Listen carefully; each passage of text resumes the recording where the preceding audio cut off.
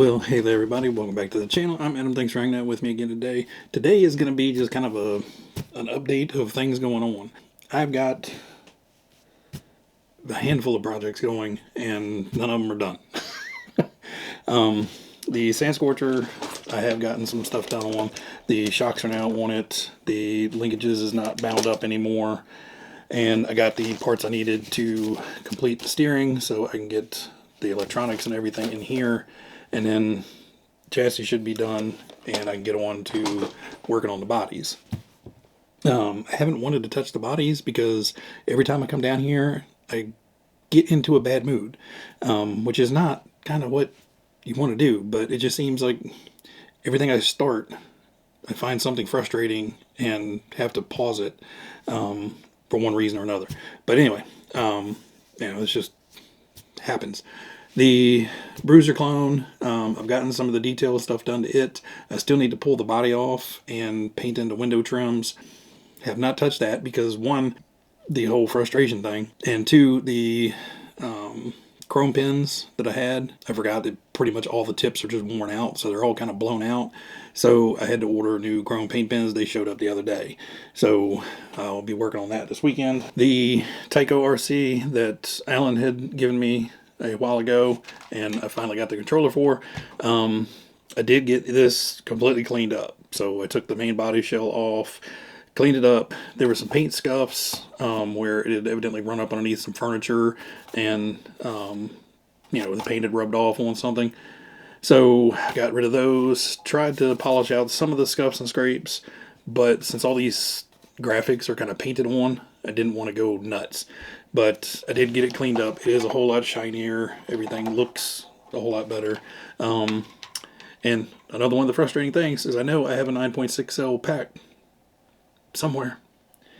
It's probably been 2 years since I touched it, and I don't remember where it's at. So I've got to go through the garage this weekend and try to find that so I can see if we can get this running. He has no idea if it actually worked or not. I assume so. It looks like it ran around indoors. And, probably kid got in trouble for slamming it into the furniture one too many times, so it went into a closet. The antennas were really crooked and bent, but I got those straightened out for the most part. Some kinks in them. But you have to turn, so you have, I guess, a throttle control or something. I don't even know how this thing works, but there's two push buttons, and then the whole controller twists. And when you start twisting control, that antenna becomes a weapon. So thankfully, it still has the safety end on it. So once I find the battery pack or have to order another one, we'll get that running. So I'm not going to show you guys, but I do have a charger and a controller here that I'm doing reviews on. The controller, I got the review finally done on that, and wrapping that up. The charger, we'll get that wrapped up this weekend. And those two will probably be coming up in the next week and a half or so. So this guy showed up. This is one of the low-C NASCAR cars. And if you guys don't know, this is Cletus McFarlane, a big-time YouTuber, racer. And I've followed him since he was doing camera work for the other channel. And then he got Leroy and snowballed from there. I hadn't planned on getting the NASCAR, but Cletus was doing signed ones for the exact same price as you get any of the other ones for. So I went ahead and got one. So on this one, it is signed across the windshield. And so I'm going to get another body for it. I don't know whether I'm going to do a clear body or get a pre-painted one and just rock that. Clear is much cheaper, but I don't have to paint it. So once I get around to getting a new body for that, and probably some new tires, depending on which way I want to go with the body, we'll take that out for a run over at Al's and goof off with it. But I don't want to scratch up, the autograph body. I'm sure he signed 10,000 of them, but I really don't want to, mess that up. So Zach sent over he didn't say mystery box this time, but, when he sends stuff, it's always a mystery. I have no idea what's in the box. There was one hilarious thing, and it didn't hit me at first, and then it did. So when I opened it up, it was safely protected by some Roadhouse peanuts, aka packing peanuts. So I'm going to have to steal that idea for possible future packages I send off. In it, we have an armor roll bar, which this will go on pretty much any of the 3S kits. So there's a complete 3D printed underhood type engine. So there's valve covers, the intake, air cleaner, a couple of little bits and bobs, water neck, looks like a brake booster, just random stuff. I don't know if I have one that has an opening hood. Not that I can't make an opening hood, but so a Super Rooster ESC. So this one, although it has very short motor leads, looks to be in very good condition. So we can get this put into something. Switch is still in good shape, so that can go in a future build. Then he sent me over 2 different dirt bikes. So a Monster Energy brand. So 2 different Kawasaki dirt bikes. And I know why you sent me these, and we were on the same page. You'll see that here in a future one. And then this one I absolutely adore. This is the world's smallest little waterfall game. So if you guys are in my age group, you remember these. Super cheap little games you could get. You filled them up with water, you press the little button, and you try to get the little balls to all land in the thing. Hours and hours and hours spent going on that little button trying to get all the balls in. And there was a great sense of accomplishment once you got all the balls in. So that was a very funny, and I will be probably adding water to it and playing with that at some point. So thank you very much, Zach, for the very cool not mystery box. And then Steve over at No Music RC evidently got one of these and didn't want it, or got a free one somehow. I don't know. I didn't ask questions. It's a Hosam X05 little truck. Now, he did forget to send me the batteries. Don't worry about it, Steve. I have plenty of batteries. I just opened it up. It was supposed to come with, I think, 2 batteries in it, but don't worry. I have 2-cell and 3-cell small packs that will fit this just fine, so don't worry about that. You can keep that for yours. Plus, it's not worth the shipping cost for it. So this one is the brush motor version, and we can romp it around, have some fun with that. Just haven't had time to mess around with it. This guy's out of commission. Broke the steering servo in there, stripped some gears off of it. This is the little tiny Spectrum SX114 servo. So I ordered a new servo, and I put in the new servo, and yeah, it doesn't work. I mean, the servo works.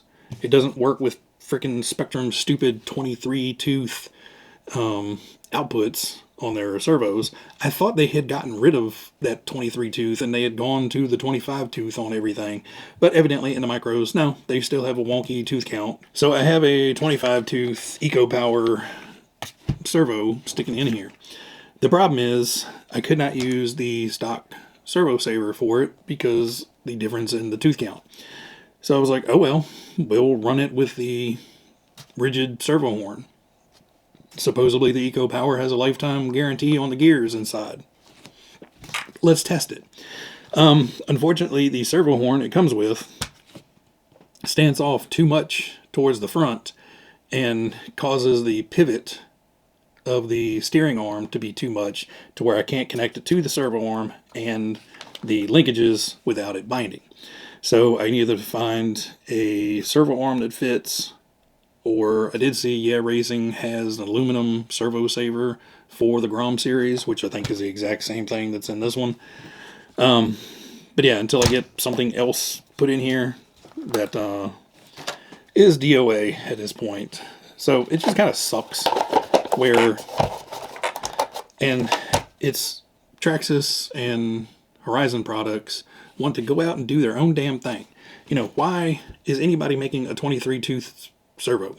The entire world at this point, for cars at least, I don't know about in planes, but for cars, 25 tooth is the most common one out there.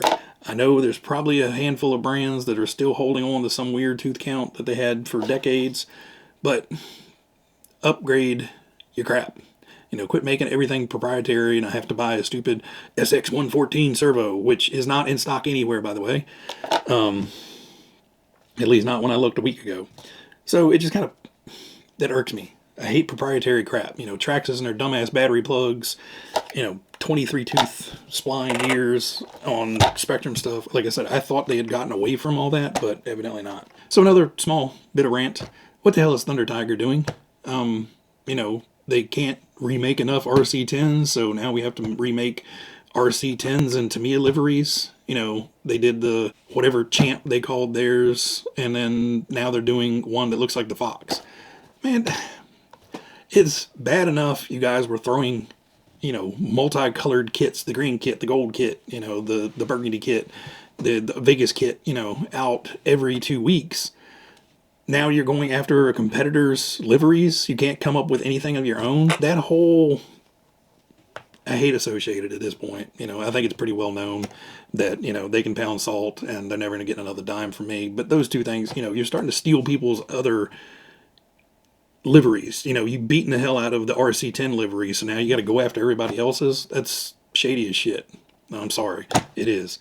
And then Kyosho comes out with another damn green car. You know, it's cool. It's a World's Edition.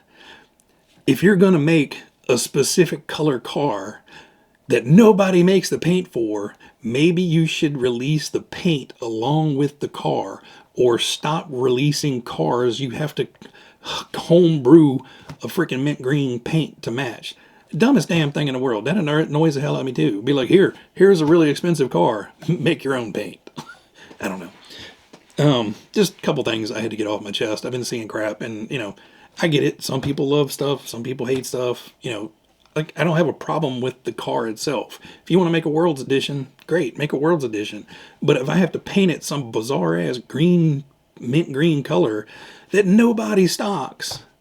I think there is one company in the UK that, you know, was mixing spray cans of that specific color. But, you know, I can't order paint from the UK at this point. I mean, I can.